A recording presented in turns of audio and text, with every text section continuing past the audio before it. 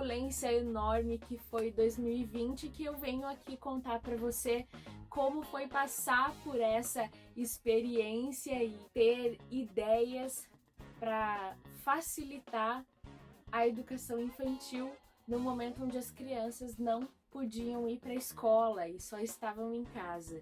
Eu e mais duas amigas, Aline e Thaís, criamos o Montessori em casa. Eu sou uma das educadoras e hoje nós vamos trazer um pouco para você sobre a forma como nós pensamos para criar atividades, propostas que a criança se interessasse, que fosse pensado para ela. Meu nome é Ana Cristina, eu tenho 30 anos, eu sou formada em música, tenho especialização em Montessori, estou concluindo pedagogia. Eu me apaixonei e me aproximei da educação infantil quando na minha faculdade de música eu pedi para fazer um estágio numa escola de educação infantil. E foi então que eu me aproximei da pedagogia Montessori e fui muito impactada por ela, me apaixonei pelo processo de aprendizagem, pelo ambiente que é pensado e preparado para a criança e como ela reage a isso. Atualmente eu trabalho numa escola que trabalha com a abordagem Reggio Emilia, que também não é tradicional, e o que me fez pensar muito fora da caixa, né? Me fez pensar na criança além do sentimento que ela mostra para mim, olhar com mais empatia, me colocar no lugar dela, me fez pensar nas minhas atitudes como uma educadora, como professora, como alguém que acompanha a criança, me fez ser muito mais observadora da criança e minha também. E é com isso que eu vou trazer aqui para vocês a Aline e a Thaís, para que elas falem um pouco também de algumas dessas áreas que nós pensamos para fazer o Montessori em casa. E fique agora com a Aline, que vai falar um pouco sobre as necessidades da criança. Oi, tudo bem? Eu sou a Aline e hoje eu estou aqui para falar um pouquinho sobre qual a base teórica para realizar o projeto Montessori em casa. Como o próprio nome já sugere, nós estudamos a metodologia Montessori.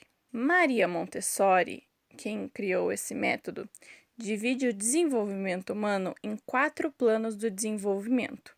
E hoje vamos conhecer mais sobre o primeiro plano do desenvolvimento, que a gente chama de Ajude-me a fazer por mim mesmo.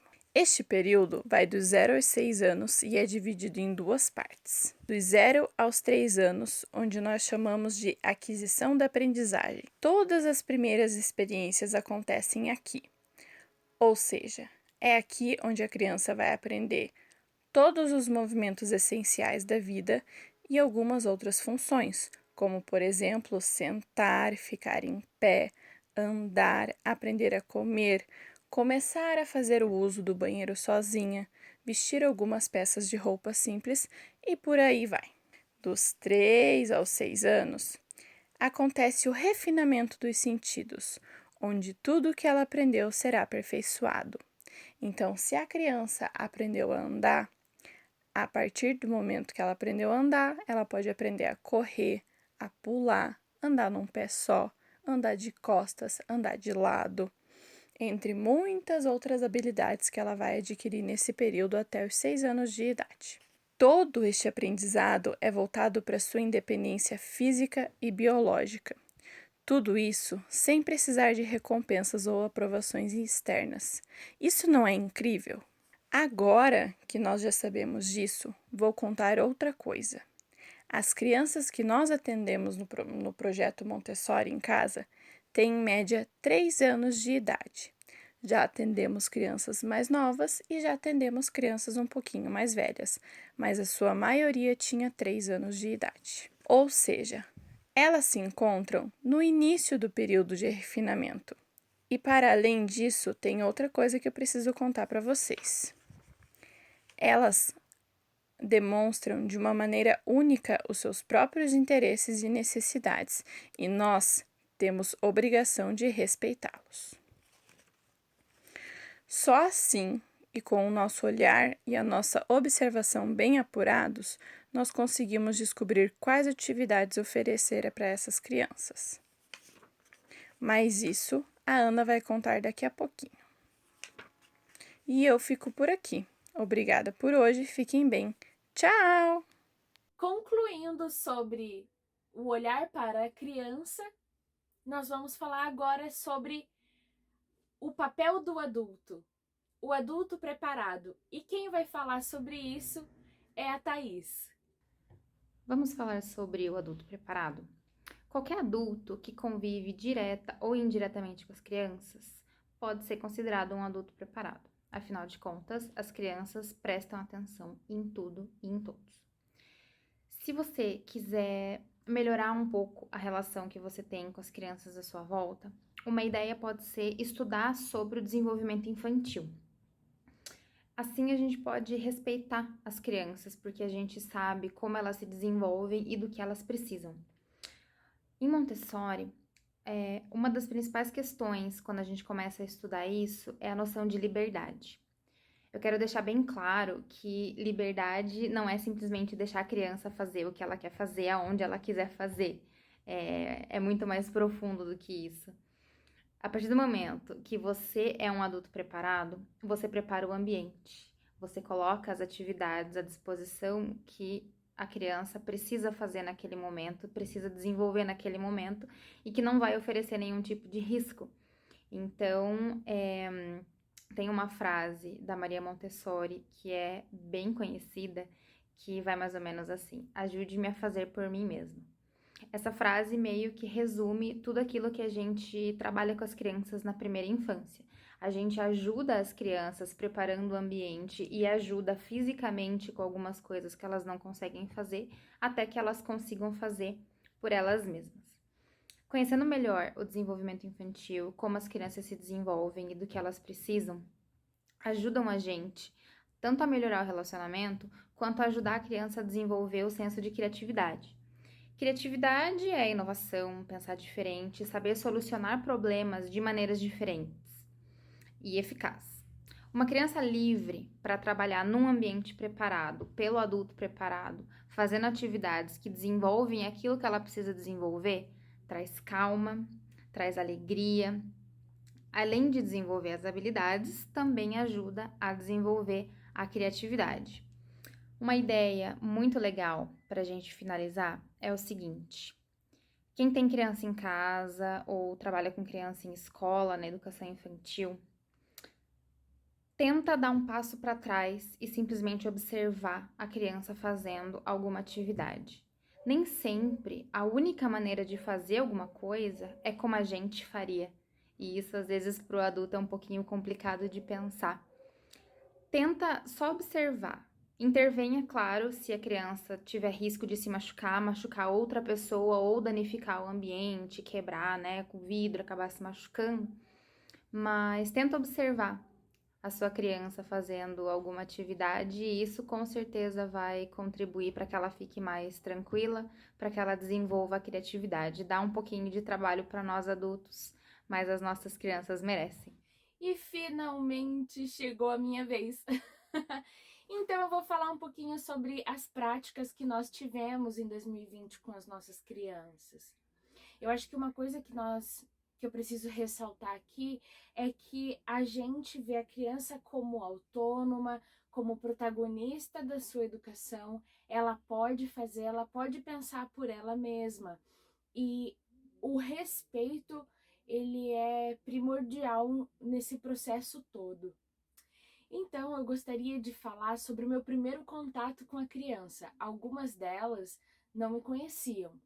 Então, eu criei um vídeo para enviar para as famílias, para que a criança pudesse me conhecer, para que a hora que eu chegasse ela já viu meu rosto, ela sabe como é minha voz, ela sabe um pouquinho como eu sou, já sabe do meu cabelo, já sabe que eu vou usar máscara. Então, para não ser um baque de primeira, eu tive essa ideia e foi muito bem recebida. Então eu vou deixar aqui para vocês um vídeo meu. Oi, Lara! Bom dia! eu sou a tia Ana. Se você não me conhece, eu sou a tia Ana. E eu vou te encontrar hoje de tarde pra gente fazer várias atividades durante a tarde toda. Então, eu tô mandando esse vídeo pra você me conhecer. Por quê? Porque eu vou estar de máscara e daí você vai ver só o meu olho. Mas essa daqui sou eu sou a tia Ana e eu tô muito feliz por te conhecer. Então me espera que 1h eu chego, tá bom? Um beijo! Até depois! Pensando sobre o planejamento, nós queremos abranger muitas áreas do conhecimento, muito desenvolvimento. Então, nós trabalhamos com vida prática, sensorial, linguagem, matemática e muito movimento. A necessidade que nós vimos maior foi de movimento. Então, uma frase que eu tenho para mim é: todo momento é momento de movimento. Então, nós conseguimos e nós podemos incluir movimento em muitas partes do nosso dia. Nós podemos trabalhar coordenação motora fina, coordenação motora grossa. Nós podemos trabalhar o movimento de pinça, nomeação de objetos, nomear animais, nomear expressões, falar sobre os seus sentimentos. Então, como foco de trabalhar a criança como um todo, eu vou falar um pouco sobre movimento, que foi a necessidade maior. Então, movimento não necessariamente seja apenas correr, mas durante uma atividade fazer caminhadas ou corridas como a criança quiser fazer. Uma atividade que eu fiz foi de pareamento de meias. Eram cartões de meias, cada um com o seu par. Então a criança pegava comigo, colava no portão, do portão colava na porta. E ela fez esse movimento várias vezes. Então pensa o quanto ela não está desenvolvendo ali, o quanto ela não está gastando aquela necessidade de se mover. Porque ela não está mais indo para a escola, não está andando na rua, não está indo no parque. Então nós tentamos fragmentar esses momentos de movimento durante os nossos encontros, para que a criança não fique desesperada apenas quando a gente chega e vai correndo, daí ela cansa, tá entediada, não quer fazer mais nada. Então, se importando com a criança, nós incluímos movimento em muitas propostas, muitas atividades. Uma outra atividade que eu fiz foi de pular no cavalo. Por que eu falei pular no cavalo? Eu tenho uma aluna que ela tinha um cavalo de ar e ela não queria pular de vários jeitos. Então a gente tinha pular como um sapo, como um canguru, como um coelho. Ela não queria pular desse jeito. Então como que eu posso fazer uma proposta de pular sem que ela pule do jeito que eu trouxe? Ela pegou o cavalo dela de ar e começou a pular, pular, pular, pular.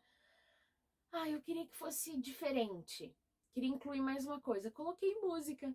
Vamos pular de Sandy Júnior, onde trabalhei com ela movimento,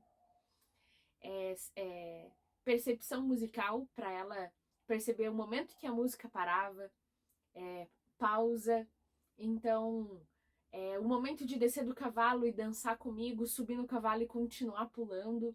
Tudo isso para favorecer o ambiente e facilitar com que ela participe desse processo, né? Porque eu estou lá para ela, então fica mais interessante assim.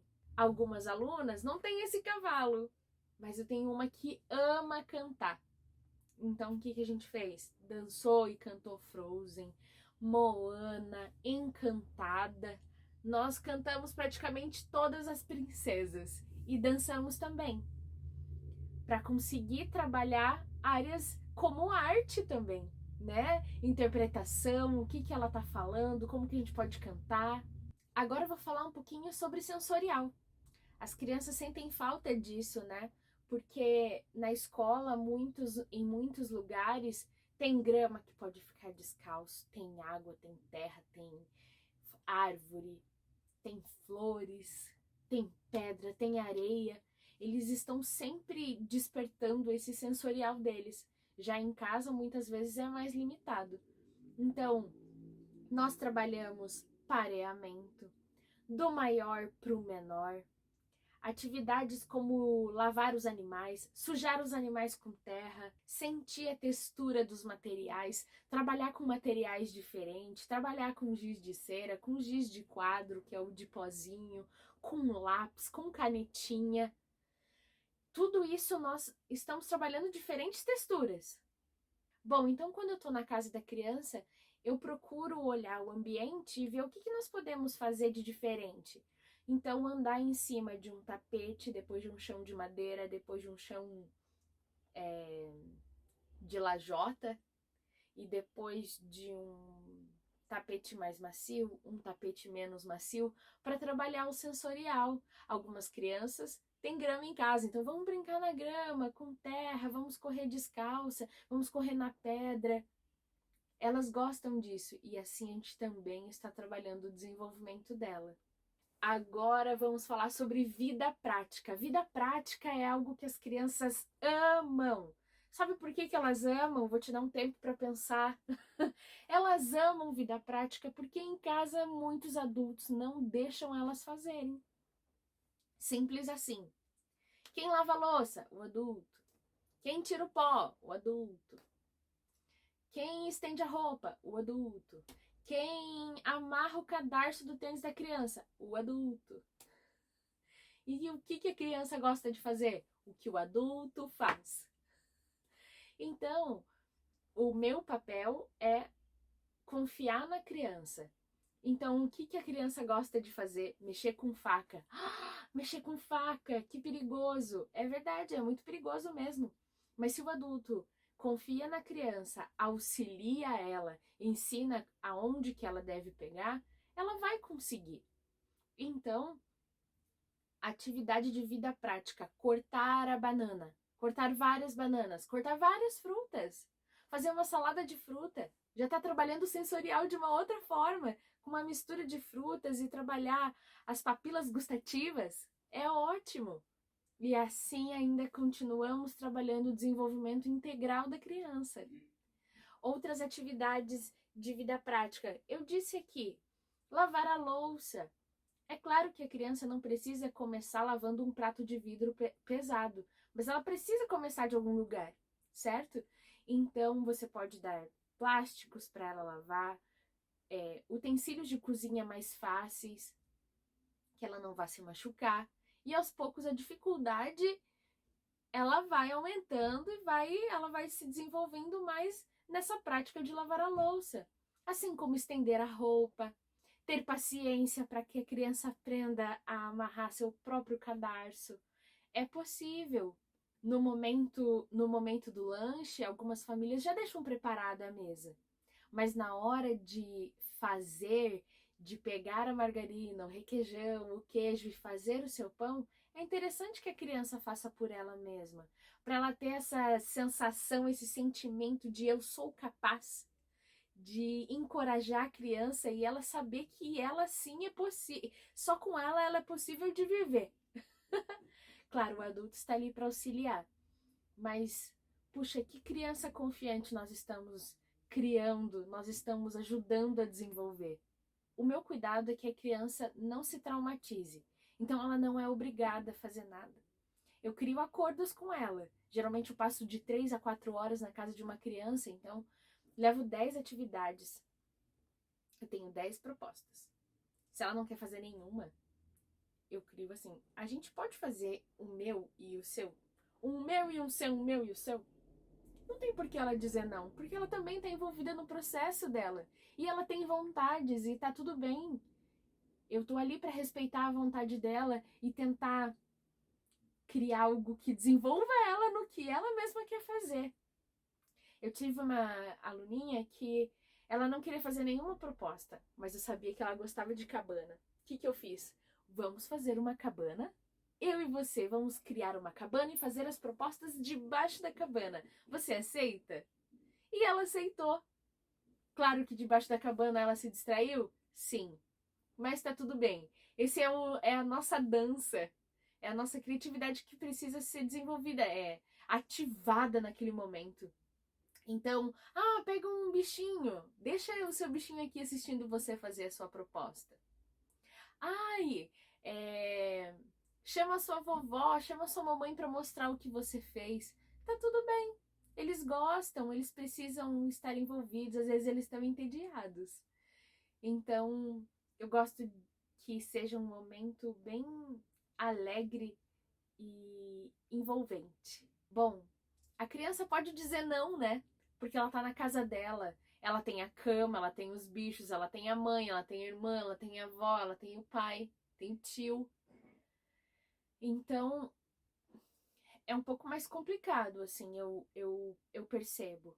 Mas, como eu não faço disso uma obrigação da criança, ela tem que fazer desse jeito, ela tem que fazer nessa ordem, eu vou colocar uma música, eu vou dançar, eu vou pegar a criança, eu vou girar a criança, vou deixar ela de ponta cabeça.